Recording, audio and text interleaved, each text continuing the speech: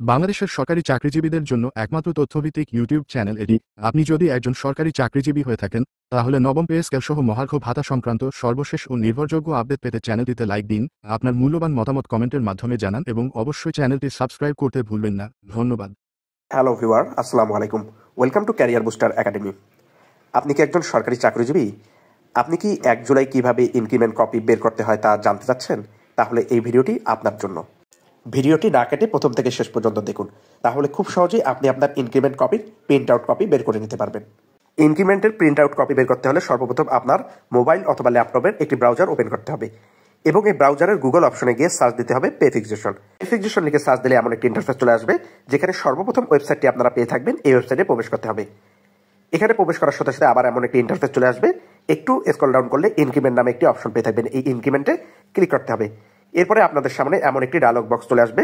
এই বক্সের যাবতীয় ইনফরমেশন ভালোভাবে পড়ে হ্যাঁ নামে যে অপশনটি রয়েছে এই অপশনে ক্লিক করতে হবে।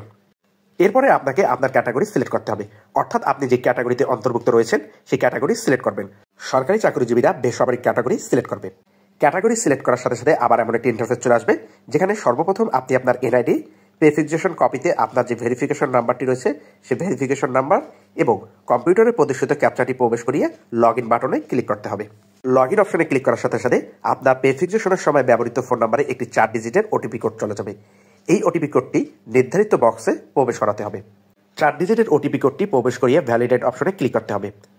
ভ্যালিডেট অপশনে ক্লিক করার সাথে সাথে আবার এমন একটি ইন্টারফেস চলে আসবে। এরপরে বাম পাশে একটি অপশন পেয়ে থাকবেন ইনক্রিমেন্ট তারিখ। এই ইনক্রিমেন্ট তারিখ অপশনে ক্লিক করতে হবে। এখানে ক্লিক করার সাথে সাথে আবার এমন একটি ইন্টারফেস চলে আসবে। এখানে আপনারা 2015 থেকে 2025 পর্যন্ত 1 জুলাই ইনক্রিমেন্ট কপি ডাউনলোড করার অপশন পেয়ে থাকবেন। 1 জুলাই 2025-এ এই অপশনটি অটোমেটিক সক্রিয় হয়ে যাবে। আমরা 2024-এর ইনক্রিমেন্ট দিয়ে 2025-এর ইনক্রিমেন্ট ডাউনলোড করার পদ্ধতি দেখিয়ে দিব। 1 জুলাই 2024-এর মতো করে 1 জুলাই 2025-এর ইনক্রিমেন্টের প্রিন্ট আউট কপি বের করে নেবেন। ইনক্রিমেন্ট তারিখ থেকে আপনাকে 1 জুলাই 2024 সিলেক্ট করে নিতে হবে। এরপরে গো নামে যে অপশনটি রয়েছে এই অপশনে ক্লিক করতে হবে। এখানে ক্লিক করার সাথে সাথে আবার আপনাদের সামনে এমন একটি ইন্টারফেস চলে আসবে।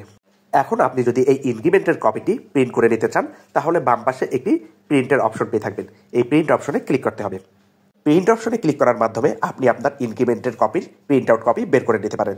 নতুন নতুন ভিডিও পেতে চ্যানেলটিতে লাইক, কমেন্ট এবং সাবস্ক্রাইব করতে ভুলবেন না।